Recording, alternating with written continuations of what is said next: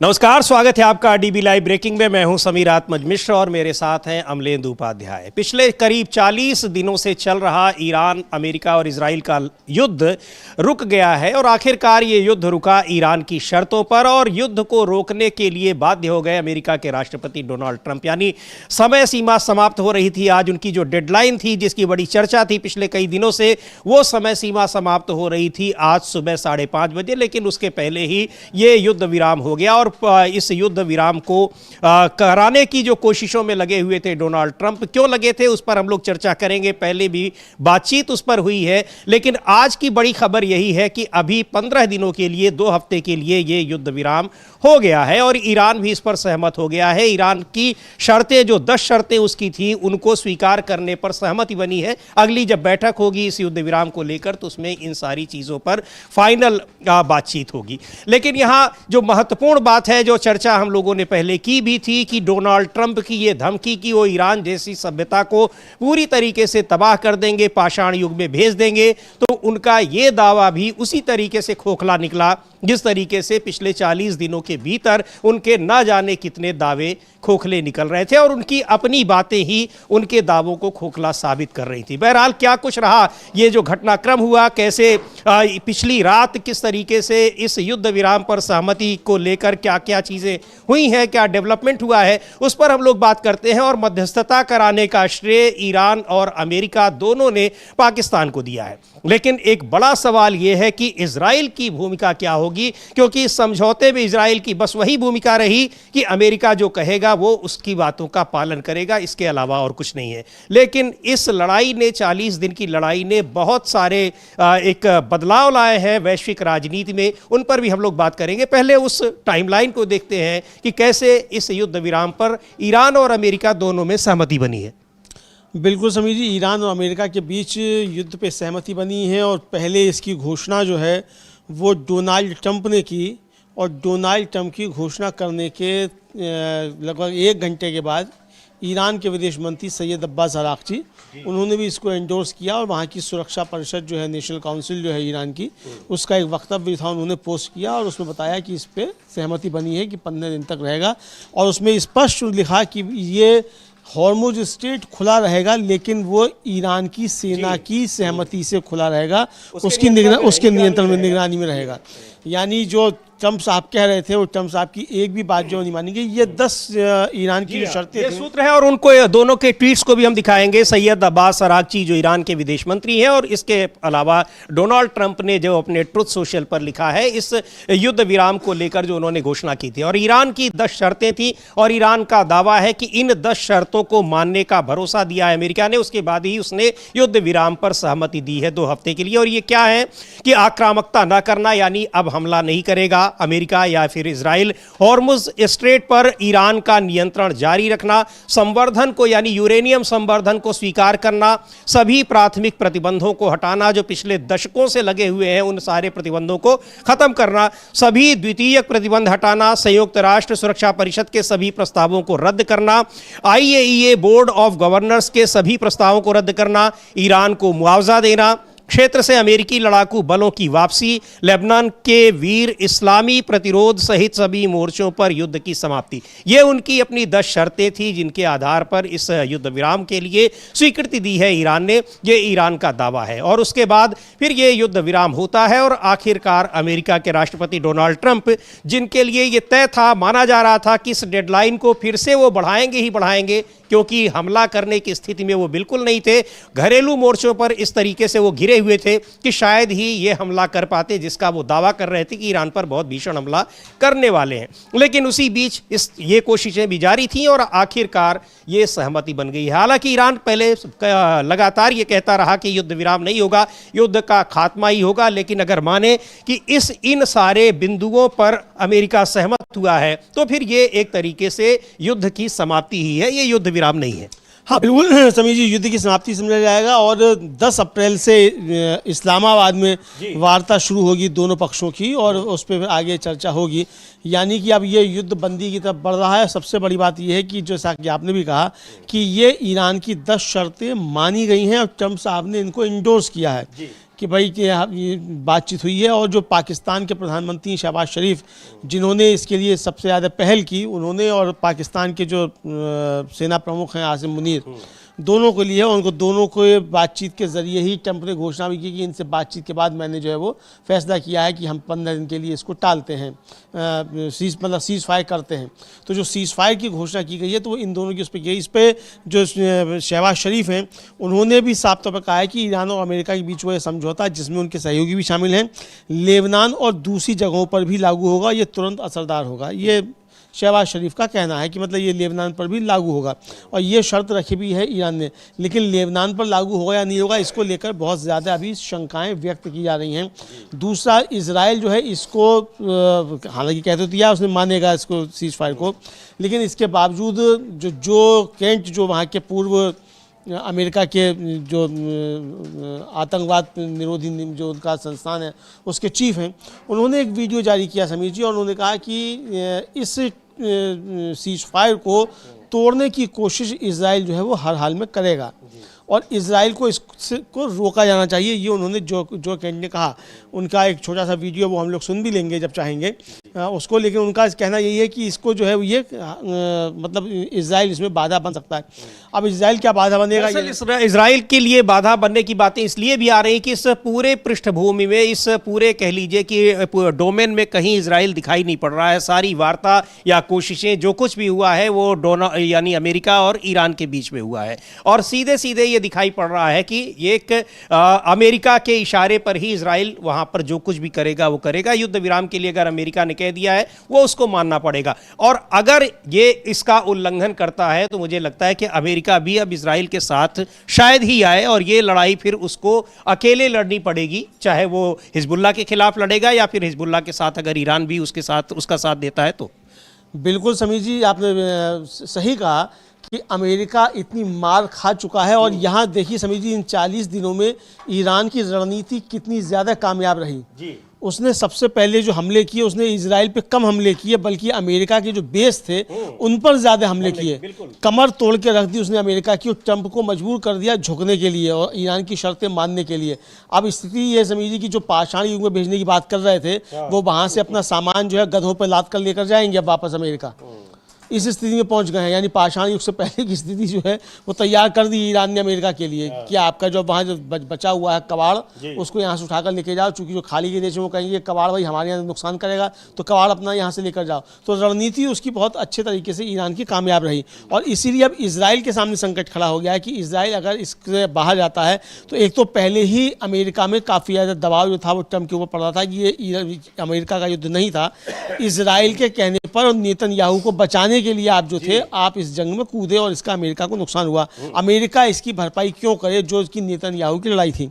और ईरान भी ये बात अमेरिकी लोगों को समझाने में कामयाब रहा कि हमारा आपसे कोई बैर नहीं है, ये आपका जो राष्ट्रपति है ये नेतन्याहू को बचाने के लिए लड़ रहा है, और ये आपके सैनिक जो हैं वो नेतन्याहू को बचाने के लिए अपनी जान की कीमत क्यों अदा करें, ये उनकी तरफ से कहा गया। तो इसलिए अब ये इजराइल के सामने संकट है। लेकिन इजराइल अगर गड़बड़ करता है, हालांकि उसकी जो है जो चाहता है नेतन्याहू कि भाई वो जेल जाने से बचा रहे, तो अब देखना होगा वो और क्या रास्ता निकालता है। लेकिन ये इतना तय है कि अमेरिका जो है अब इसमें पछड़े में पड़ेगा नहीं, चूंकि ट्रंप अगर पछड़े में पड़ते हैं तो ट्रंप की कुर्सी भी जाएगी, जो इस पर खतरा भी लगातार बना ही हुआ है। अभी भी उनके खिलाफ प्रस्ताव आ सकता है, रिपब्लिकन भी उनके खिलाफ हो रहे हैं, और वो जो वहाँ का संविधान का अनुच्छेद 25 है उसके तहत उनके खिलाफ कार्रवाई की बात भी चल रही है।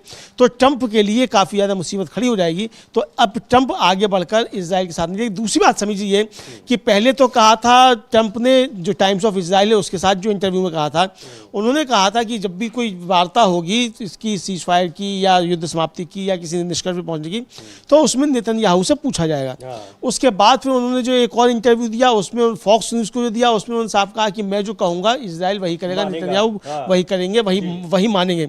और यही आखिर में जो उन्होंने कहा वो करके दिखा दिया। इस बार जो है ट्रंप नेतन्याहू से कुछ पूछा भी नहीं गया, कुछ बताया भी नहीं गया, और मुझे नहीं लगता कि नेतन्याहू को इससे पहले शर्तें मालूम भी थी कि किन शर्तों पर सीज फायर हो रहा है। बिल्कुल, यानी उस पूरे लूप में रखा ही नहीं गया नेतन्याहू को इजराइल को। और ये बिल्कुल सही कह रहे हैं अमलेंदु जी कि अब अगर अमेरिका चूंकि वो पस्त होने के बाद ही ये लगातार कोशिश कर रहा था कि अब हम कैसे इस युद्ध से बाहर निकलें, और अगर अब इजराइल इस लड़ाई को आगे जारी रखता है, नेतन्याहू जारी रखते हैं, तो ये फिर उनकी अकेले की लड़ाई होगी। और ये लड़ाई लड़ना उनके लिए कितना आसान होगा ये समझ में आ रहा है कि पिछले 40 दिनों की इस लड़ाई में किस तरीके से जवाब दिया है ईरान ने। दूसरी ओर नेतन्याहू के खिलाफ जिस तरह से वहां पर यानी इजराइल में जनमत बन रहा है, उनका विरोध हो रहा है, उसको देखते हुए भी ये लड़ाई वो जारी शायद ही रख पाएं। और बहुत मुश्किल है कि वो इस जो युद्ध विराम समझौता हुआ है, सीज फायर हुआ है, इसको मानने के लिए वो बाध्य होंगे ही होंगे, भले ही उनसे नहीं पूछा गया है। ऐसा इसलिए क्योंकि वहां पर जो विपक्ष के नेता हैं याइर लैपिड, वो कह रहे हैं, उनका ये कहना है, उनके बयान से ये साफ जाहिर हो रहा है कि ये लड़ाई वहां पर इजराइल में नेतन्याहू के खिलाफ माहौल बनाने में कितनी अहम साबित हुई। खैर, ये जो हम तस्वीरें देख रहे हैं, ईरान की जनता इस युद्ध विराम को जीत बता रही है, जश्न मना रही है। क्यों जीत कह रही है, इस पर हम लोग चर्चा करेंगे। एक बार देखते हैं कि जो याइर लैपिड है इजराइल में विपक्ष के नेता, उन्होंने अपने ट्वीट में लिखा क्या है। वो लिख रहे हैं कि हमारे पूरे इतिहास में ऐसी पॉलिटिकल तबाही कभी नहीं हुई। जब हमारी नेशनल सिक्योरिटी के कोर से जुड़े फैसले लिए जा रहे थे, तब इजराइल टेबल पर भी नहीं था। मिलिट्री ने वो सब किया जो उससे कहा गया था। जनता ने कमाल का लचीलापन दिखाया, लेकिन नेतन्याहू पॉलिटिकल रूप से फेल हो गए, स्ट्रेटजिक रूप से फेल हो गए और अपने तय किए गए एक भी गोल को पूरा नहीं कर पाए।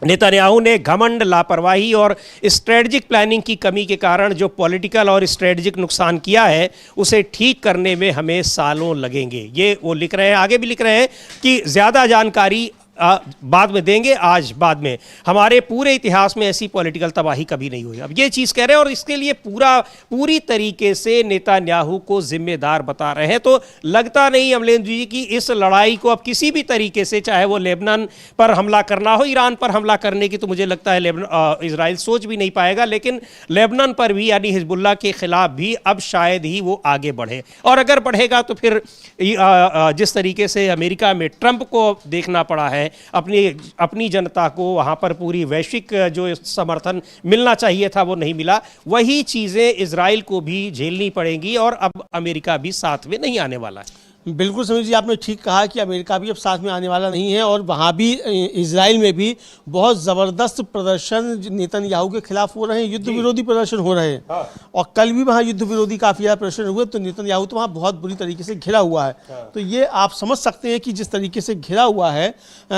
इजराइल जो है और नेतन्याहू घिरा हुआ है, तो इसके बाद ये साफ तौर पर समझा जा सकता है कि दिक्कतें जो हैं वो काफ़ी ज़्यादा बढ़ जाएंगी अब नेतन्याहू के लिए।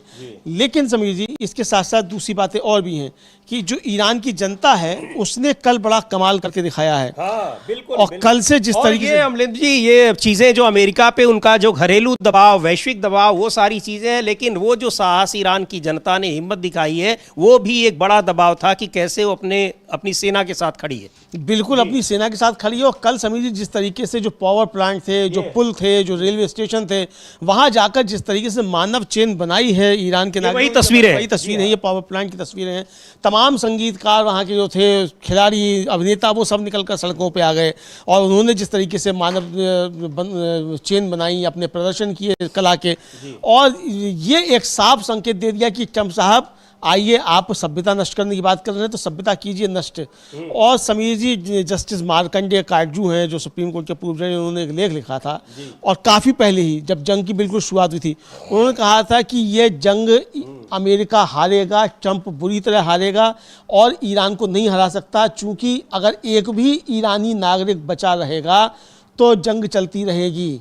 और ये जंग जीतने के लिए 9 मिलियन लोगों को जो है वो मारना पड़ेगा, 90 मिलियन लोगों को मारना, यानी 9 करोड़ लोगों को मारना पड़ेगा, तभी जाकर ये जंग रुक सकती है। और वो बात आज साबित होती दिखाई पड़ रही है, जिस तरीके से ईरानी अवाम जो है सड़कों पर निकला और उसने ट्रंप को जिस तरीके से जो है चुनौती दी है। समीर, छोटे बच्चों से लेकर और 90 साल के बुजुर्ग तक जो हैं वो जिस तरीके से सड़कों पर उतरे और जिस तरीके से उन्होंने वहाँ प्रदर्शन किए हैं, उसने ये साबित कर दिया कि ईरान की जनता जो है उसने सिर्फ ईरान को नहीं बचाया है, बल्कि पूरी दुनिया को जो है वो मौत के मुँह में जाने से बचाया है। बिल्कुल जिस तरीके से सभ्यता को नष्ट करने की और उसको लेकर किस तरह से अमेरिका में डोनाल्ड ट्रंप का विरोध हो रहा था, किस तरीके से उनके इस बयान का विरोध अमेरिका में हो रहा था। बहुत सारे सीनेटर्स लगातार ये बातें बता रहे थे, लेकिन जिस तरह से उन्होंने कहा कि सभ्यता को हम खत्म कर देंगे, एक सिविलाइजेशन को खत्म कर देंगे, उसको लेकर तो ट्रंप बुरी तरीके से घिर गए थे और उनकी भाषा का स्तर तो इतना नीचे गिर गया था कि उसकी कल्पना भी नहीं की जा सकती है। गाली गलौज तक पर उतर आए थे। उसको लेकर अमेरिका में जबरदस्त विरोध डोनाल्ड ट्रंप का हो रहा था। वो मजबूर हो गए थे युद्ध विराम करने के लिए और यहां तक कि जितनी शर्तें हैं वो सारी शर्तों को मानने के लिए। और अब ये देखना है कि क्या कुछ होगा। लेकिन कुछ नजर डालते हैं अमेरिका इस युद्ध विराम के बाद किस तरह से वहां की जनता उसके इन सारी चीजों के लिए ट्रंप को दोषी ठहरा रही है और युद्ध विराम को लेकर एक सकारात्मक एक रुख अपनाया जा रहा है। वहां पर कई सारे सीनेटर्स ने फिर से बयान जारी किए हैं अमलेंदु जी, और जो ये सभ्य संस्कृति और सभ्यता को नष्ट कर देने वाली बात कही थी ट्रंप ने, उसको लेकर तो बुरी तरीके से घिर गए थे। बिल्कुल समीर जी, उसको लेकर बुरी तरीके से घिर गए हैं ट्रंप और इसके खिलाफ जो है उनके मतलब ट्रंप के खिलाफ जो है वो इसी को लेकर जो अब आएगा, एक तरह से कहा जाए जो अविश्वास प्रस्ताव कह लीजिए या जो भी मतलब वहाँ का जो भी उसका टर्म हो वो आएगा। जो 25 है वहाँ के संविधान के अनुच्छेद 25 है उसके तहत ट्रंप के खिलाफ कार्रवाई होगी और ये अब वहाँ तैयारी हो रही है। और ये साफ तौर पर समझ सकते हैं कि किस तरीके से उनके खिलाफ मतलब मामला जो है ट्रंप के खिलाफ बढ़ता चला जा रहा है। क्रिस मर्फी हैं जो वहाँ के सीनेटर हैं और उन्होंने एक टीवी चैनल के साथ बातचीत करते हुए समीर जी कहा कि कोई भी ऐसा राष्ट्रपति जो अपने होश हवास में हो सार्वजनिक रूप से किसी पूरी सभ्यता को मिटाने का वादा नहीं करेगा। इसलिए मैं उन रिपब्लिकन से सहमत हूँ जिन्होंने 25वें संशोधन का प्रस्ताव रखा है। ऐसा लगता है कि ट्रंप हमें बड़े पैमाने पर युद्ध अपराधों की राह पर ले जा रहे हैं। यह एक ऐसी राह है जिसे हम स्वीकार नहीं कर सकते। तो यानी जो वहाँ का 25 धारा 25 है उसको इस्तेमाल करने की बात रिपब्लिकन कर रहे हैं, ट्रंप की पार्टी के लोग कर रहे हैं। तो ट्रंप की पार्टी के अंदर ही अब ट्रंप के खिलाफ काफी ज्यादा माहौल बनता हुआ दिखाई पड़ रहा है। जी बिल्कुल। तो ट्रंप यहाँ पूरी तरीके से घिरे हुए नजर आ रहे थे। उनकी मजबूरी थी कि किसी भी तरीके से इस लड़ाई को खत्म करें और ये जो धमकी दी जा रही थी और धमकियों का स्तर जहां तक वो ले गए उस स्तर को लेकर वहां उनकी आलोचना हो रही है। लेकिन ईरान ने ये दिखा दिया कि किस तरह से वो दो महाशक्तियों को जो महाशक्ति होने का दम्भ भरते थे उनको कैसे घुटनों पर उसने लाकर रख दिया। वो तस्वीरें देखते हैं जहां इस युद्ध विराम के बाद जीत का जश्न मनाया जा रहा है ईरान में। एक बार देखते हैं किस तरीके से लोग इस लड़ाई को जीती हुई लड़ाई मान रहे हैं और उसका जश्न मना रहे हैं। जीती हुई लड़ाई क्यों मान रहे हैं इसके पीछे भी बड़े कारण हैं। कारण यह है कि जिस वजह से ईरान पर युद्ध थोपा गया वो कोई भी मकसद कामयाब नहीं हुआ, चाहे ईरान अमेरिका और इजराइल मिलकर, लेकिन ईरान अपने कई मकसद में कामयाब हुआ। और सबसे बड़ा मकसद तो ये कि किस तरीके से उसने इजराइल और अमेरिका दोनों को एक साथ घुटनों पर ला दिया। बिल्कुल समीर जी, इजराइल अमेरिका दोनों को एक साथ घुटनों पर ला दिया। दोनों परमाणु शक्ति संपन्न राष्ट्र दोनों को घुटनों पर ला दिया। और सबसे बड़ी बात समीर जी कि ट्रंप साहब की एक भी बात जो थी वो मानी नहीं गई। 40 दिन पहले क्या कहा था, रिजीम चेंज, क्या हुआ? रिजीम चेंज नहीं हुआ। सरकार गिरी, नहीं गिरी। कि देश का बंटवारा हुआ, नहीं हुआ। तो फिर ट्रंप साहब गए काहे के लिए थे? अमेरिका की पिटाई करवाने, वहां पर विद्रोह करके वहां उनके विरोधियों को सत्ता में बैठाना। कुछ भी तो नहीं हुआ। तो गए किस लिए थे? हॉर्मुज स्ट्रेट बंद करवाने के लिए। अच्छा, ईरान अपने प्रतिबंध लगे हुए थे लेकिन अब वो अपना व्यापार भी कर रहा है, तेल बेच रहा है और सबसे बड़ी बात हॉर्मुज स्ट्रेट उसके लिए इनकम का एक नया सोर्स खुल गया। इनकम के लिए नया सोर्स खुल गया। हमेशा उस पर उसका नियंत्रण रहेगा, हमेशा के लिए टोल टैक्स वसूलेगा वहां से। और इसको आपने सहमति दे दी कि आप इस पर टोल टैक्स वसूलिए। तो यानी जो सारी दुनिया के लिए एक रास्ता खुला हुआ था उस पर आपने इसका लगा दिया। इसका असर समझिए क्या होगा। सारी दुनिया में तेल और गैस की कीमतें जो हैं वो बढ़ेंगी, चूंकि टोल टैक्स देकर भी आएंगी। तो वो टोल टैक्स कौन देगा? बाकी दुनिया की जनता देगी। जो हर्जाना होगा वो। तो ट्रंप साहब ने पूरी दुनिया के लिए एक नया टोल टैक्स जो है वो हॉर्मुज टोल टैक्स जो है इसको लगा दिया। अभी तक तो वो जो थे वो उसको ट्रंप स्टेट कह रहे थे। अभी ट्रंप स्टेट नहीं, ये ट्रंप टैक्स के तौर पे जो है सारी दुनिया इसको भुगतेगी, जो हॉर्मुज में वसूला जाएगा। बहरहाल बिल्कुल जी हाँ। लेकिन समीर जी इसके खिलाफ अब ये जो ईरानी मीडिया है वो अभी भी ये कह रहा है कि ईरान में कोई भी अधिकारी अमेरिका या ट्रंप पर भरोसा नहीं कर रहा है, कोई भी नहीं। चूंकि उनका कहना है कि संघर्ष विराम के बावजूद हमारी सेना सेना की उंगलियां ट्रिगर पर हैं। ये बहुत बड़ी बात है कि अगर जरा भी आपने इधर से उधर की, जैसे आपने 2 बार किया है धोखा करने का, तो आपने धोखा करने की कोशिश की तो हमारी उंगलियां ट्रिगर पे। कल जो था वो IRGC ने ट्रंप को चेतावनी दी थी कि ट्रंप साहब, ये आज की रात जो है ये अमेरिका के लिए भी कयामत की रात है और आप आइए, हम आपका स्वागत करते हैं और उसके बाद आप जवाब देखेंगे कि इतिहास में याद रखा जाएगा। ये IRGC ने कल जो थी साफ चेतावनी दी थी। तो उसके बाद ट्रंप काफ़ी ज़्यादा घबराए हुए थे। पूरी दुनिया के सामने जो थी बेइज्जती का खतरा था, हमला कर नहीं पाते, धमकियां दे रहे थे। और उसके बाद भी अगर होता, मुझे लगता है कि शहबाज शरीफ के ज़रिए और आसिम मुनीर के ज़रिए उन्होंने एक जो है वो फेस सेविंग करने की कोशिश की। और लेकिन इसका समीर जी भारत के लिए क्या खतरा होगा, इसकी तब भी हम लोग को चर्चा करना जरूरी है। उस पर आगे चर्चा करेंगे। बिल्कुल करते हैं। पहले एक बार देखते हैं ये जो जश्न मन रहा है, वहां पर आयतुल्लाह अली खामेनेई की तस्वीरें, उनके पोस्टर लेकर लोग सड़कों पर उतरकर जश्न मना रहे हैं इस जीत का, क्योंकि अमेरिका और इजराइल जैसे एक दोनों शक्तिशाली देशों को संयुक्त रूप से घुटनों पर लाकर रख दिया ईरान ने। देखते हैं किस तरीके से वहां ये क्या नारे लगा रहे हैं, किस तरीके से वहां जश्न मनाया जा रहा है। अल्लाहू अकबर।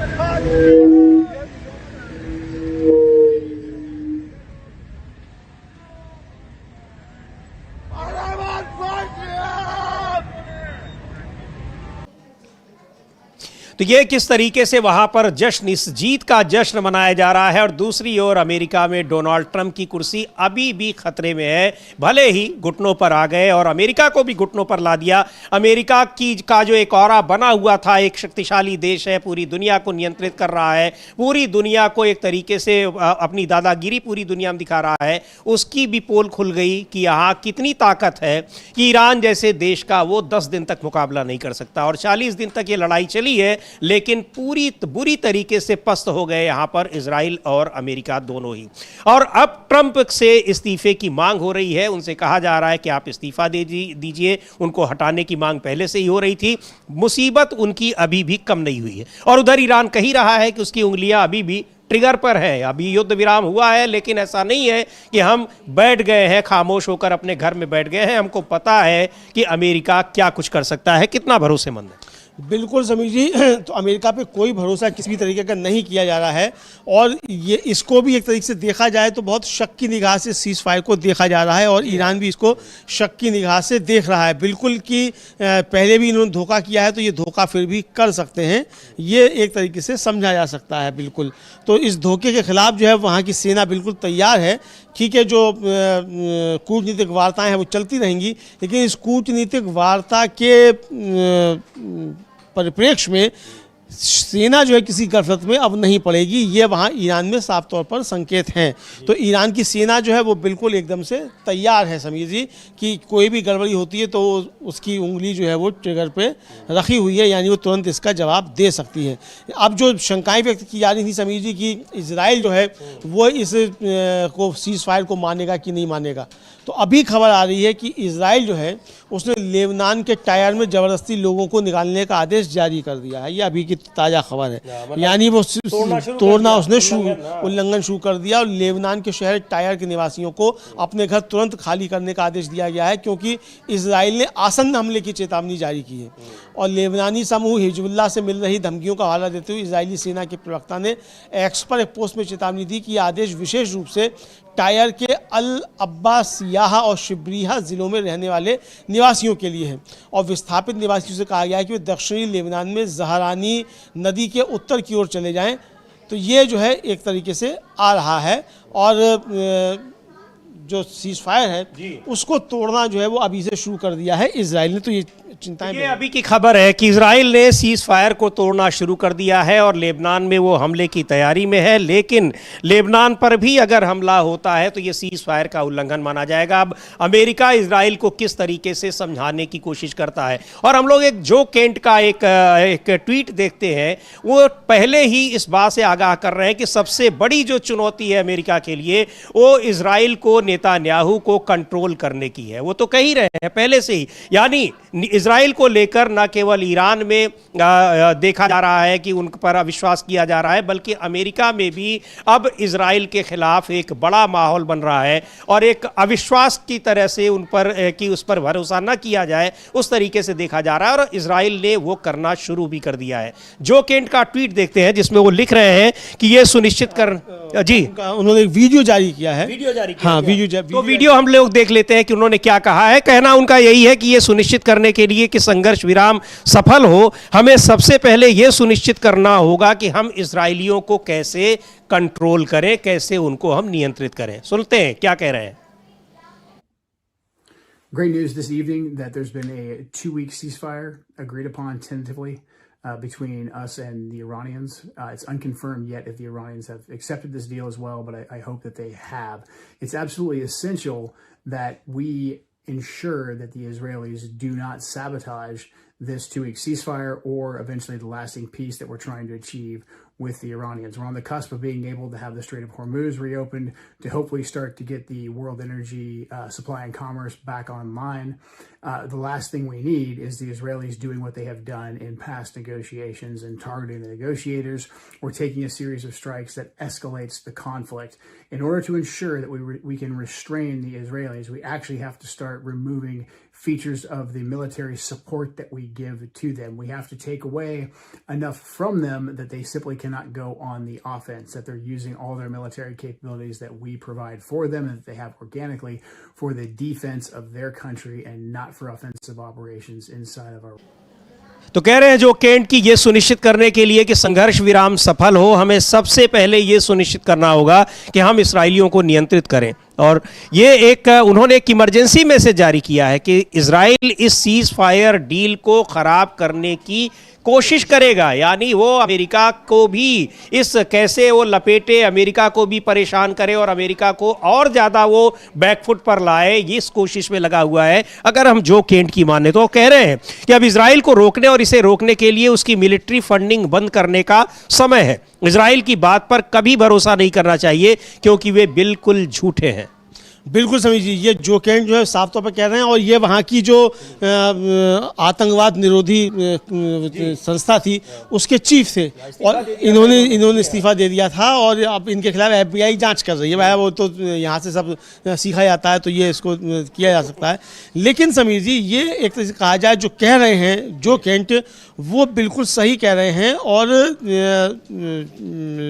इसको जो है वो साबित करता हुआ इजराइल दिख भी रहा है। और इसीलिए जो वहाँ के विपक्ष के नेता हैं इजराइल के, यायर लैपिड, वो नेतन्याहू के ऊपर फायर हैं पूरी तरीके से और उनका भी यही कहना है कि भाई इसमें पूछा भी नहीं गया। तो अब नेतन्याहू यही करेगा, चूंकि अगर जंग रुकती है तो नेतन्याहू को जेल जाना ही होगा, चूंकि इसी वजह से रुके हुए।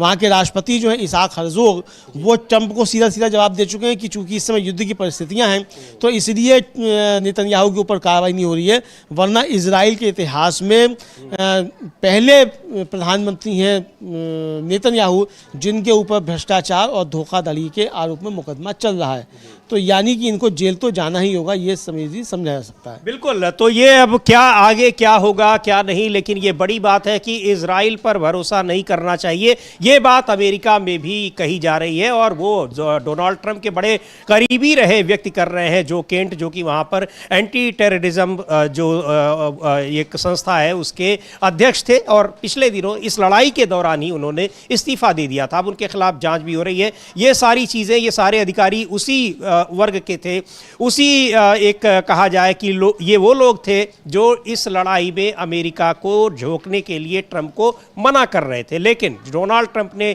इस लड़ाई में अमेरिका को झोंका। वहाँ के सेना प्रमुख को भी हटा दिया गया, कई सेना के बड़े अधिकारियों को बर्खास्त कर दिया गया। लेकिन आखिरकार डोनाल्ड ट्रंप को घुटनों पर आना पड़ा, क्योंकि अमेरिका को जिस तरीके से नुकसान हो रहा था, सैनिकों की जान जा रही थी, वहाँ पर तमाम जो फाइटर जेट्स हैं वो बर्बाद हो रहे थे, और वहाँ जितने भी अमेरिकी सैन्य ठिकाने थे पश्चिमी, वहाँ पर मध्य पूर्व के देशों में, उन ज़्यादातर ठिकानों को पूरी तरीके से नष्ट कर दिया ईरान ने। इन सब के बाद वहाँ पर अब दबाव ये बढ़ रहा था कि आगे की लड़ाई लड़ने के लिए और पैसों की ज़रूरत है, जिसकी अनुमति लेनी पड़ेगी कांग्रेस से, यानी वहाँ की संसद से, और वो अनुमति मिलनी बहुत मुश्किल दिखाई पड़ रही थी। अब रोक खन्ना है वहाँ पर, डेमोक्रेटिक पार्टी के सदस्य हैं, बहुत ही सीनियर वकील भी हैं और बड़े नेता हैं। वो कह रहे हैं कि इस युद्ध विराम के लिए उन नेताओं को श्रेय दिया जाना चाहिए जो लगातार इस लड़ाई को लेकर न केवल ट्रंप को आगाह कर रहे थे, उनकी आलोचना कर रहे थे, और इस कोशिश में लगे थे कि ये लड़ाई आगे न बढ़ने पाए। हाँ बिल्कुल, खासतौर से उन्होंने दो लोगों का नाम लिया है, और उसमें एक तो टकर कार्लसन जो कि खुद जो कंजर्वेटिव हैं और हालांकि युद्ध विरोधी हैं वो, और उन्होंने बहुत ज़्यादा जो था वो तीखे सवाल जो थे वो ट्रंप से किए थे।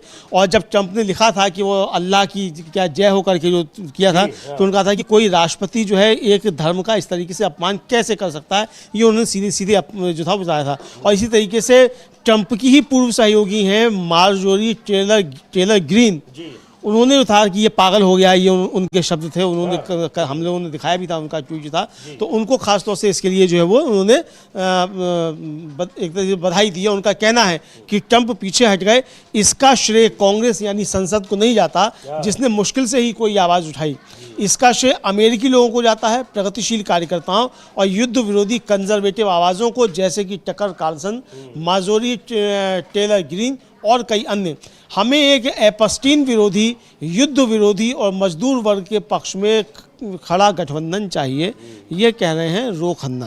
तो ये रो खन्ना का कहना है, यानी इसके लिए उन सांसदों की वो तारीफ कर रहे हैं, उन नेताओं की जिन्होंने लगातार इसके बारे में लोगों को आगाह किया, और वहाँ की जनता ने, तो जनता वहाँ की अमेरिका की ये दिख रहा था साफ तौर पर किस तरीके से इसके पीछे खड़ी है। और आखिरकार इस समझौते के लिए बाध्य होना पड़ा डोनाल्ड ट्रंप को। एक बार डोनाल्ड ट्रंप का वो ट्वीट भी अगर हम देखते हैं क्या कुछ उन्होंने लिखा है, और श्रेय दिया है इसका पाकिस्तान को, वहाँ के सेनाध्यक्ष को जो फील्ड मार्शल हैं आसिम मुनीर, और वहाँ के प्रधानमंत्री को। लिख रहे हैं डोनाल्ड ट्रंप की पाकिस्तान के प्रधानमंत्री, शुरुआत ही यहीं से कर रहे हैं, पाकिस्तान के प्रधानमंत्री शहबाज शरीफ और फील्ड मार्शल आसिम मुनीर के साथ हुई बातचीत के आधार पर, जिसमें उन्होंने मुझसे अनुरोध किया कि मैं आज रात ईरान भेजे जा रहे विनाश बल को रोक लूं, और इस शर्त पर कि Islamic Republic of Iran Hormuz strait को पूरी तरह तुरंत और सुरक्षित रूप से खोलने पर सहमत हो जाए, मैं 2 हफ्तों की अवधि के लिए ईरान पर बमबारी और हमले को स्थगित करने पर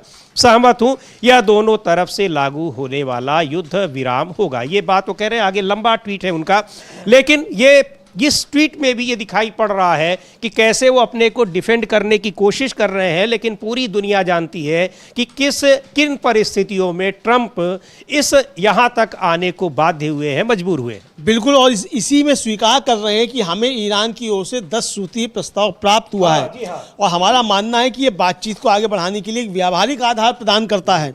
अतीत में विवाद का कारण रहे लगभग सभी विभिन्न मुद्दों पर संयुक्त राज्य अमेरिका और ईरान के बीच सहमति बन चुकी है। हालांकि 2 हफ्ते की ये अवधि इस समझौते को अंतिम रूप देने और उसे पूर्ण करने का अवसर प्रदान करेगी। यानी जो ईरान कह रहा था कि सीज फायर नहीं, युद्ध बंदी होगी, हमारी शर्तें माननी होंगी, तो बता रहे हैं कि 10 शर्तें उनकी मिल गई हैं, इन पर सहमति बन गई है, और इसी पर युद्ध विराम होगा, इस पर युद्ध बंदी होगी। ये ट्रंप साहब स्वीकार कर रहे हैं। तो जो 10 शर्तें ईरान की वो दुनिया के सामने आ चुकी हैं, ट्रंप साहब भी उनको स्वीकार कर रहे हैं, और ईरान ने दुनिया के सामने ला दिया है। तो ये एक तरह से कहा जाए कि ट्रंप साहब ने ईरान के सामने अपना आखिरी सरेंडर कर दिया है कि हे ईरान, हे खामेनी साहब, अब हमको बख्श दो। बिल्कुल, और देख लेते हैं सैयद अब्बास अरागची जो ईरान के विदेश मंत्री हैं, उन्होंने इस सीज फायर को लेकर क्या ट्वीट किया है और क्या लिखा है उन्होंने, क्या दावा किया है। और एक बात, अगर इन दोनों के दावों की अगर बात की जाए, ईरान के अधिकारियों की, वहाँ के मंत्रियों की, या फिर वहाँ के जो सर्वोच्च धार्मिक नेता हैं, तो हर मोर्चे पर अक्सर डोनाल्ड ट्रंप झूठे साबित हुए हैं, लेकिन ईरान के नेताओं ने वही बयान जारी किए हैं, वही बातें कही हैं जो उन्होंने कहा है और किया है। अब्बास अरागची का ट्वीट देखते हैं, क्या कुछ उन्होंने लिखा है, किस तरीके से उन्होंने इस युद्ध विराम की जानकारी दी है। और ये चीज़ें जो है सीधे तौर पर ये दिखा रही हैं कि अमेरिका आखिरकार युद्ध विराम पर सहमत होने के लिए, युद्ध विराम के लिए किस तरीके से वो मना रहा था, कोशिशें कर रहा था। और ईरान ने साफ तौर पर कह दिया कि 10 शर्तें जो हैं वो आपको माननी पड़ेंगी, और उनमें ये भी है कि आप दोबारा हमला नहीं करेंगे और इसकी लिखित जानकारी देंगे। हाँ, इसकी लिखित जानकारी देंगे। और उन्होंने सैयद अब्बास अरागची का ये ट्वीट है, ईरान की ओर से मैं अपने प्यारे भाइयों पाकिस्तान के प्रधानमंत्री शहबाज शरीफ और फील्ड मार्शल आसिम मुनीर का युद्ध खत्म करने के प्रयासों के लिए धन्यवाद अदा करता हूं। प्रधानमंत्री शरीफ ने भाईचारे की अपील की, अमेरिका ने 15 बिंदुओं वाला बातचीत का प्रस्ताव दिया और राष्ट्रपति डोनाल्ड ट्रंप ने ईरान के 10 बिंदुओं वाले प्रस्ताव को बातचीत के आधार के रूप में स्वीकार करने की घोषणा की। इन सब को ध्यान में रखते हुए मैं ईरान की सुप्रीम नेशनल सिक्योरिटी काउंसिल की ओर से ये घोषणा करता हूं कि अगर ईरान पर हमले रोके जाते हैं तो हमारी ताकतवर सेना अपनी रक्षात्मक कार्रवाई बंद कर देगी। 2 हफ्तों की अवधि के लिए हॉर्मुज स्ट्रेट से सुरक्षित आवाजाही ईरानी सेना के साथ तालमेल और तकनीकी सीमाओं को ध्यान में रखते हुए संभव होगी। वही बात इन्होंने कही है जो लगातार कहते आए हैं कि अगर हम पर हमले रोके गए तो फिर हम अपनी सेनाओं को उसका जवाब देने से मना कर देंगे। तो बात शुरू से कह रहे थे, बिल्कुल शुरू से कह रहे थे, और जो शुरू से कह रहे थे वही अंत तक ईरान कह रहा है और उसी पे बात है। तो भाई ट्रंप साहब, आपने अमेरिका की इतनी बेइज्जती क्यों करवाई? अब ट्रंप से ये सवाल उठेंगे कि आप उठी रहे, आपके जो हैं वो 3 दर्जन जहाज जो है उसने चटका दिए, एक ही दिन में 16 जहाज चटका दिए, आपके 164 ड्रोन उसने चटका दिए, और आपके 13 बेस जो बुरी तरीके से तबाह कर दिए, 17 बेस जो है उनको नुकसान पहुंचा, आपकी सेना वहां से भाग खड़ी हुई। तो ये सब आपने क्यों किया? आपने जिसका बड़ा आपने शेखी बगाड़ी थी कि हमारा यूएस अब्राहम लिंकन जो है, हमारा आर्मडा गैरी फोल्ड क्या R4 है वो पहुंच रहा है, उसको भी उसने जो था पीट के ठीक कर दिया। तो भाई आपने इतनी बेइज्जती अमेरिका की क्यों करवाई? आप पहले ही मान जाते। लेकिन समीर जी, हम लोग जब चर्चा करते थे और बताते थे कि ऑपरेशन ट्रू प्रॉमिस 4 की जो है कि 21वीं लहर जारी की गई है, 98वीं लहर जारी की गई है, तो कल ही हम लोगों ने बात की कि अब इसका शतक पूरा होने वाला है। वो शतक पूरा हो गया है। तो सीज फायर की घोषणा होने से ठीक पहले रात को ठीक 12 बजे, जिस समय 00 का हो रहा था, उस समय जो है ईरान की मिसाइल और ड्रोन हमलों की 100वीं लहर जो थी वो जारी की गई, और इसने हाइफा, तेल अवीव और बीर शेवा जैसे प्रमुख शहरों को निशाना बनाया। और ये हमले ठीक उन्हीं जगहों से किए गए जिन पर दुश्मन ने पिछले 40 दिनों में बार-बार बमबारी की थी। यानी जो बताया था कि हमने ये बेस खत्म कर दिए ईरान के, उन्हीं बेसिस से ये हमले किए गए, ये बताने के लिए देखो वहीं से हम हमले कर रहे हैं जहां तुम बता रहे थे कि तुमने ये बेस खत्म कर दिए हैं। तो ये जो है वो 100वीं लहर में ये बताया। तो बिल्कुल, तो इस दौरान ईरान ने पूरा जो अपने हमलों का, अपने जो हमलों की वेव थी उसका शतक भी पूरा किया, और कुल 100 हमले किए इजराइल पर और अमेरिकी ठिकानों पर।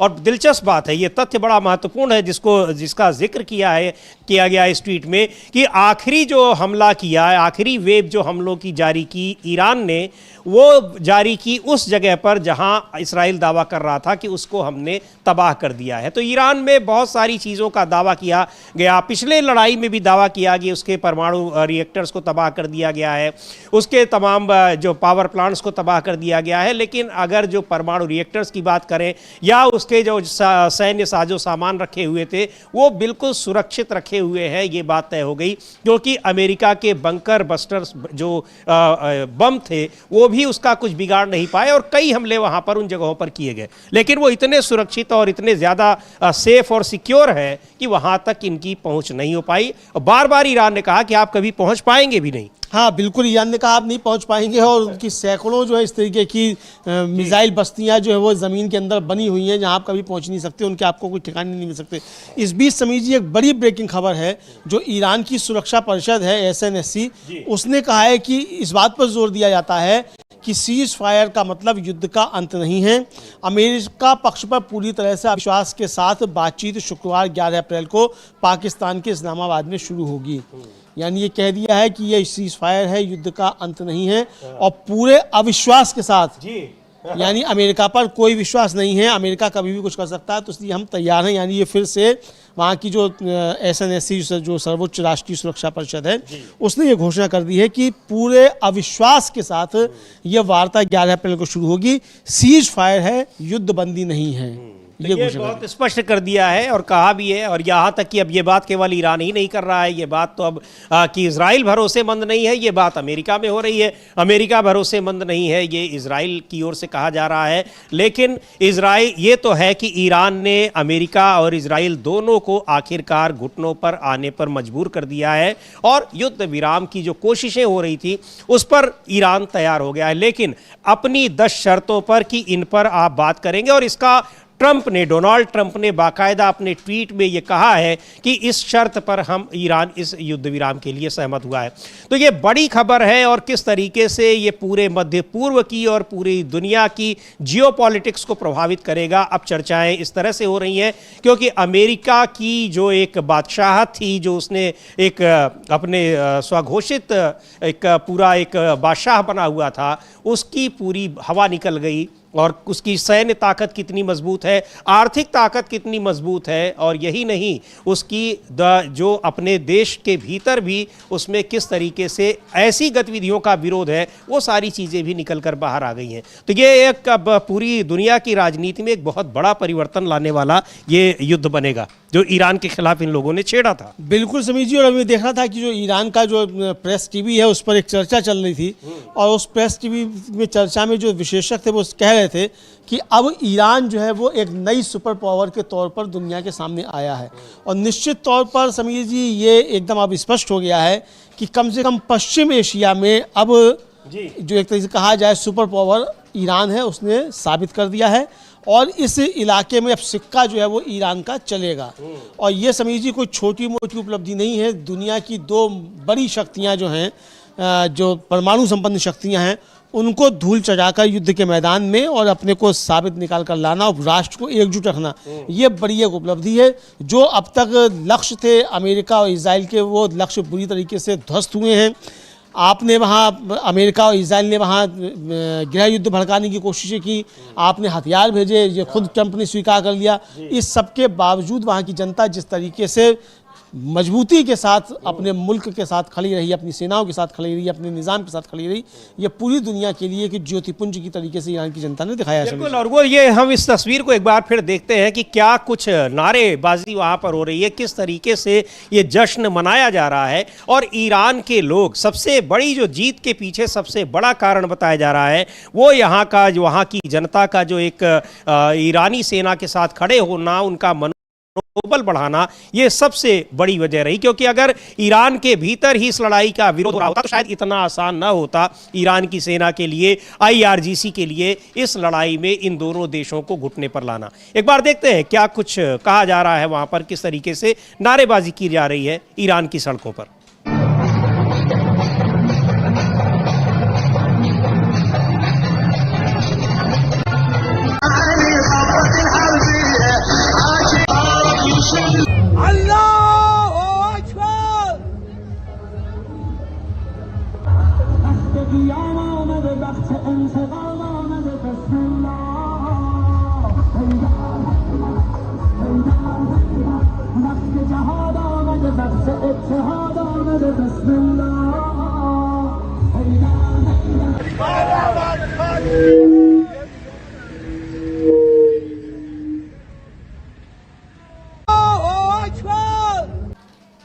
तो ये वहाँ की जनता सड़कों पर उतरी हुई है। हालांकि ये तो युद्ध विराम के बाद और जश्न मना रहे हैं, लेकिन ईरान की जनता अपनी सेना के साथ, अपनी सरकार के साथ हमेशा हर समय सड़कों पर थी और बाकायदा उनका मनोबल बढ़ा रही थी, उनके साथ खड़ी नजर आ रही थी। और न केवल वहाँ के आम लोग बल्कि ईरान के तमाम जो धार्मिक नेता हैं, वहाँ के मंत्री हैं, वहाँ के राष्ट्रपति हैं, ये लोग भी वहाँ की जनता के साथ खड़े थे और लोगों का मनोबल बढ़ा रहे थे, अपनी सेना का मनोबल बढ़ा रहे थे। ये एक बहुत बड़ा कारण रहा जिसने इस युद्ध में ईरान को हमेशा हर मोर्चे पर आगे रखा। और इसके अलावा ईरान जिस तरीके से अंतर्राष्ट्रीय नियमों कानूनों के तहत ये लड़ाई करता रहा, वो भी पूरी दुनिया जिस तरह से उसके साथ खड़ी रही, अगर प्रत्यक्ष रूप से नहीं तो कम से कम परोक्ष रूप से, क्योंकि अमेरिका के साथ नहीं खड़ी थी, ये भी कारण एक बड़ा कारण रहा कि ईरान पूरी तरीके से नियम और कानूनों के तहत ये लड़ाई लड़ रहा था, जबकि अमेरिका और इस्राइल कदम कदम पर उन कानूनों की धज्जियां उड़ा रहे थे। बिल्कुल समीर जी, उन कानूनों की धज्जियां ही नहीं उड़ा रहे थे। अब कल जो जिन रेल पे स्ट्रक्चर पे हमले किए गए, वो समीर जी यूनेस्को द्वारा संरक्षित रेल मार्ग है। हाँ जी हाँ। यानी जो एक ऐतिहासिक वो रेल मार्ग है, वो 1300 किलोमीटर लंबा, और उस पर हमले किए गए। और उस पर जो है यूएन में जो वहाँ के स्थायी प्रतिनिधि हैं, अमीर आबी जो भी नाम है उनका, उन्होंने कहा कि भाई ये यूनेस्को को जो है कम से कम इसकी निंदा तो करनी चाहिए। तो ये मतलब एक तरीके से कहा जाए यूएन जैसी संस्था जो बिल्कुल नाकारा जो थी वो एक तरीके से साबित हुई, और इंटरनेशनल लॉ जो है वो सारे तोड़े गए, कानून सारे तोड़े गए। और लगातार जो नाटो के देश थे वो भी कह रहे थे कि ईरान के ऊपर हमला जो है वो अंतर्राष्ट्रीय कानूनों का उल्लंघन है, लेकिन वो सब किया गया। इस बीच समीर जी, भारत से भी इसको लेकर प्रतिक्रियाएं काफ़ी ज़्यादा आ रही हैं। आरजेडी के सांसद हैं प्रोफेसर मनोज झा, वो इस पे सीज फायर को लेकर अपनी बात कर रहे हैं, उनको हम लोग सुन सकते हैं। फिर डॉक्टर फारूक अब्दुल्ला है, उनको भी सुनेंगे। जी बिल्कुल, चूंकि इसको लेकर इस लड़ाई में जिस तरह से पूरी दुनिया प्रभावित हो रही थी, वहाँ पर हॉर्मुज स्ट्रेट को बंद कर दिया था ईरान ने, और पूरी दुनिया पर इसका असर दिखाई पड़ रहा था, तो अब पूरी दुनिया ने एक तरीके से राहत की सांस ली होगी। और सबसे ज़्यादा राहत की सांस तो ली होगी मध्य पूर्व के उन देशों ने जिनका इस लड़ाई से लेना देना कुछ नहीं था, लेकिन अमेरिका का साथ देने की कीमत उनको चुकानी पड़ रही थी। बहरहाल आरजेडी के सांसद मनोज झा को सुनते हैं क्या कह रहे हैं इस युद्ध विराम के बाद। दुनिया बहुत उथल पुथल से, अनिश्चितताओं से घिर गई थी। अलग अलग मुल्कों पे इसका असर पड़ा था। और कल जब ट्रुथ सोशल पे अमेरिकन प्रेसिडेंट ने एक सिविलाइजेशन के खात्मे की बात की, तो हमने उस पर प्रतिक्रिया भी दी थी कि कोई भी सभ्यता अगर वो सिविलाइजेशन है ना, तो किसी एक व्यक्ति के विम पे खत्म नहीं होती है। और तकरीबन उसके कुछ घंटों बाद एक प्रक्रिया जो शायद चल रही थी कई टीयर पे, उसके नतीजे के रूप में कुछ दिनों का एक सीज फायर हुआ है। ये पूरी दुनिया के लिए अच्छी खबर है और एक संदेश भी है अमेरिकन एस्टैब्लिशमेंट को, अमेरिकन स्टेट को, कि रेजिम चेंज या सिविलाइजेशन खात्मे की बात हर जगह नहीं उतरती। तो ये किस तरीके से ये पूरी दुनिया के लिए एक संदेश है कि आप कहीं रजीम चेंज का ठेका अगर आपने ले रखा है तो वो ठीक नहीं है। और यही सारी चीज़ें डोनाल्ड ट्रंप के ख़िलाफ़ चली गई कि पूरी दुनिया उनका साथ छोड़ गई, और यहाँ तक कि उनके अपने देश में इतना ज़बरदस्त तरीके से विरोध हो रहा था। जो डेमोक्रेटिक वैल्यूज़ की बात करते हैं, जो लोकतांत्रिक मूल्यों की बात करने वाले लोग हैं, क्योंकि यहाँ लगातार ईरान के ख़िलाफ़ वहाँ अपना मकसद बार बार वो स्पष्ट कर रहे थे, और आखिरकार उन्होंने बता ही दिया कि उनका मकसद सीधे तौर पर वहां अपना तेल के ठिकानों पर हॉर्मुज स्ट्रेट पर कंट्रोल करना था। यानी वो ईरान को पूरी तरीके से ईरान पर कब्जा करने के लिए गए थे, एक साम्राज्यवादी नीति अपनी आगे बढ़ाते चले जा रहे थे। इसको लेकर पूरी दुनिया विरोध पर उतर आई थी, उनका विरोध कर रही थी। फारूक अब्दुल्ला हैं, जम्मू कश्मीर के पूर्व मुख्यमंत्री रहे हैं, नेशनल कॉन्फ्रेंस के सीनियर लीडर हैं। वो क्या कह रहे हैं इस युद्ध विराम को लेकर, और जिस तरीके से ये युद्ध चलता रहा उसको लेकर, उनको सुनते हैं। हुई है फ़लस्तीन, जितने भी हमारे इंटरनेशनल कॉन्फ्लिक्ट्स हैं, लेकिन ये 39 दिन काफ़ी खौफनाक और पूरे नुकसान से हुए हैं। फाइनली 40 दिन के बाद भी वही बात होगी जो आप हमेशा से बोलते हैं, डायलॉग प्रोसेस। क्या कहना चाहिए? पहले तो मैं अल्लाह का शुक्र करना चाहता हूं कि उन्होंने दोनों मुल्कों, अमेरिका और ईरान, इनको हिम्मत दी कि एक मेज पे बैठकर अपने मसले तय करें, क्योंकि उसके बगैर, बातचीत के बगैर कोई रास्ता नहीं है। लड़ाई किसी चीज़ का हल नहीं है, न कभी हुआ है न कभी होगा। इसलिए मैं अपनी तरफ से, अपने लोगों की तरफ से मुबारक करता हूँ इन सब मुल्कों को जो बैठ के बातचीत करेंगे, और अल्लाह से दुआ करता हूँ कि इनकी बातचीत में अमन की बात हो, अमन आए, क्योंकि इस लड़ाई से सारी दुनिया मुलविस हो गई है। हालत ये है कि अगर और बढ़ेगी तो तकलीफ़ें दुनिया की इतनी बढ़ जाएंगी कि खुदा ही जानता है कि फिर हाल क्या होगा, क्योंकि एनर्जी सोर्स जो है वो सबसे ज़रूरी है दुनिया के लिए, और अल्लाह ने इन्हीं मुल्कों में उस एनर्जी सोर्स को दिया हुआ है। आप जानते हैं कि कितने ही हमारी वतन के और हमारी इस इलाके के लोगों में कितने वहाँ पे इन अरब मुल्कों में काम करते हैं। आज सबकी ज़िंदगियाँ इसमें हिल गई हैं। पता नहीं कि कितना देर लगेगा अमन आने में, क्योंकि हमारे ख़ानदानों में से, जम्मू कश्मीर के लोगों में से जो हैं, कई हैं जो उन इलाकों में काम करते हैं और फिर घर भी पैसा भेजते हैं जिससे उनके घर चलते हैं। इसलिए हमें सब को तशवीश है इस बात की कि ये लड़ाई बंद होनी चाहिए, और मैं उम्मीद करूँगा कि भारत भी इसमें मदद करेगा। काफ़ी अमेरिका का दोस्त है कि उनसे भी इस तरफ को ले जाएगा, कि क्योंकि हम पे भी बहुत ज़बरदस्त असर पड़ेगा। तो ये बस ये इस लड़ाई को लेकर कि पूरी दुनिया कैसे हलकान थी, परेशान थी, लेकिन ये एक अच्छी बात है तो स्वागत कर रहे हैं। लेकिन इसमें सब महत्वपूर्ण बात ये है कि इस पूरे युद्ध के दौरान भारत की जो भूमिका रही, भारत की विदेश नीति रही, उसको लेकर सरकार की बड़ी आलोचना हुई और ये कहा गया कि भारत की विदेश नीति को पूरी तरीके से एक अमेरिका के हाथों में रख दिया गया है। ये विपक्ष ने आरोप लगाया।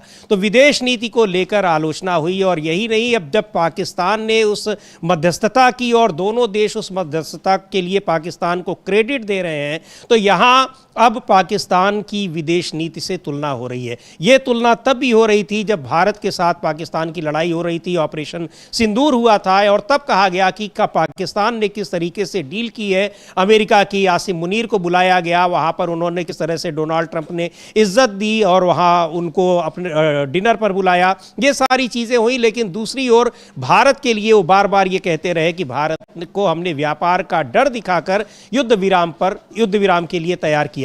ये चीज़ें बता रही हैं कि भारत की विदेश नीति कितनी कमज़ोर हुई है, और ये आरोप लगातार विपक्ष लगा रहा है। और अब ये चीज़ और साबित हुई कि आखिर हमने अमेरिका और इजराइल का साथ देकर ईरान की एक तरीके से नाराज़गी को मोल ली। हालांकि ईरान ने उसकी कोई ऐसी प्रतिक्रिया नहीं दी है, लेकिन ईरान के साथ जिस तरह के भारत के संबंध थे, इस लड़ाई के बाद, इस लड़ाई में जो भारत की भूमिका रही, उसको लेकर निश्चित तौर पर वो कमज़ोर होंगे, ये देखा जा रहा है। हाँ बिल्कुल समीर जी, और इस पर आम आदमी पार्टी के सांसद हैं संजय सिंह, उन्होंने काफ़ी सवाल जो उठाए हैं, उनको भी हम लोग सुनेंगे वो क्या कह रहे हैं संजय सिंह।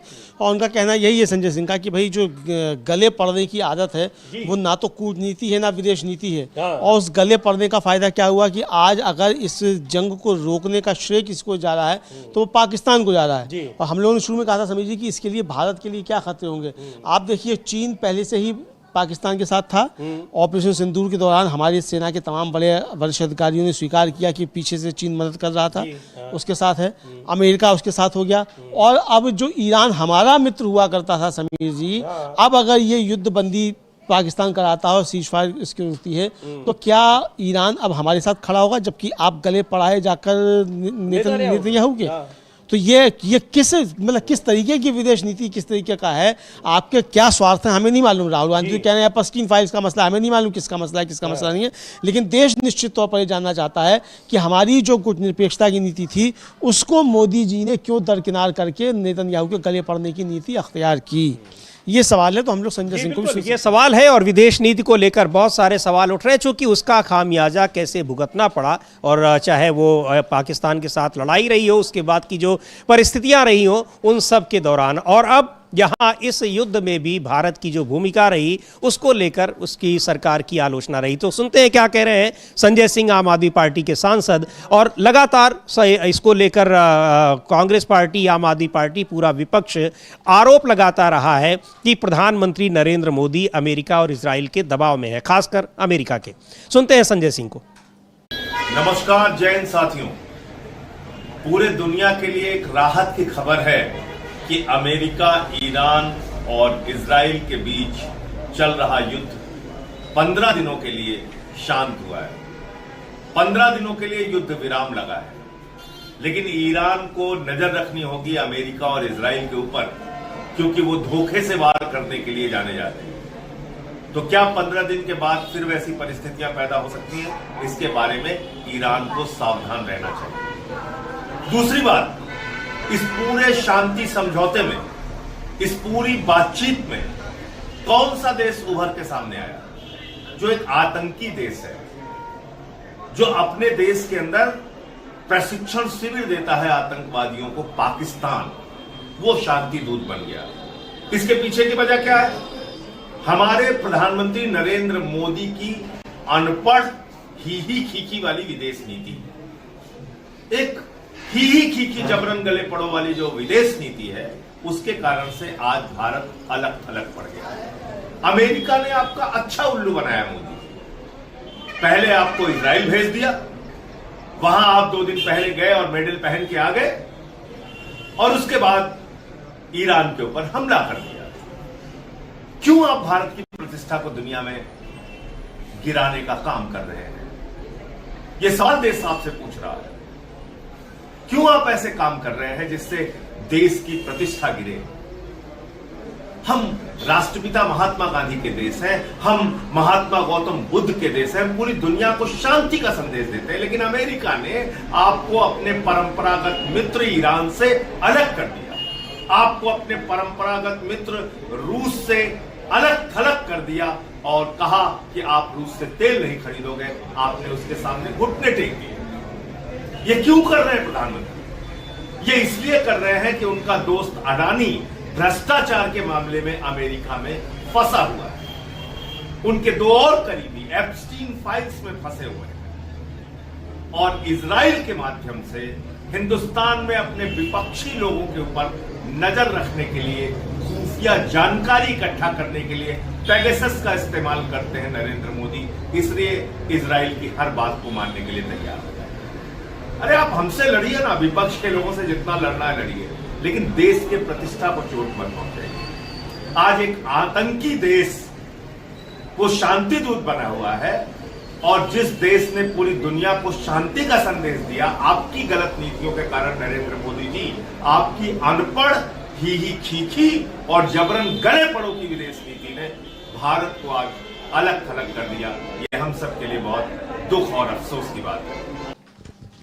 देखिए, बहुत गंभीर आरोप लगा रहे हैं और लगातार संजय सिंह संसद में भी और संसद के बाहर भी ये आरोप लगाते रहे हैं और सरकार को घेरते रहे हैं कि आखिर किस दबाव में आप अमेरिका के साथ आप जा रहे हैं, और एक तरीके से जो हमलावर देश है आप उनके साथ प्रत्यक्ष रूप से खुलेआम खड़े हैं। यहाँ कोई आप डिप्लोमेसी भी नहीं चल रहे हैं, सीधे सीधे उसके साथ आप दिखाई पड़ रहे हैं। हाँ बिल्कुल, सीधे सीधे आप उससे दिखाई पड़ रहे हैं और गले जाकर पड़ रहे हैं। उसके बाद भी जब आप बात कर रहे हैं तो आप 10 दिन के बाद जाकर जो है आप बात करते हैं ईरान से, और आज तक आपने जो है वो खामेनेई की जो शहादत हुई उस पर आपने शोक संवेदना के 2 शब्द नहीं कहे हैं।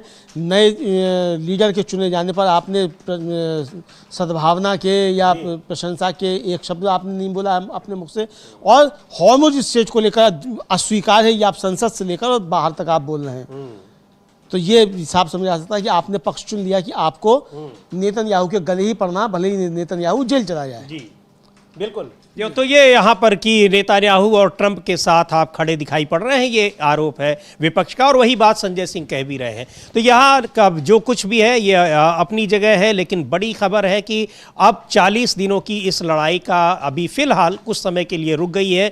2 हफ्तों के लिए अमेरिका और ईरान दोनों ही इस युद्ध विराम पर सहमत हो गए हैं, और ये लड़ाई लेबनान पर भी लागू होगी, यानी जहाँ से हिजबुल्लाह हमले कर रहा था, ईरान का साथ दे रहा था। लेकिन इसराइल इसको कितना मानता है और सबसे बड़ी बात यह कि अमेरिका भी इसको कितना मानता है, क्योंकि ईरान का साफ तौर पर कहना है कि उसे एक पैसे का भी भरोसा नहीं है अमेरिका के ऊपर।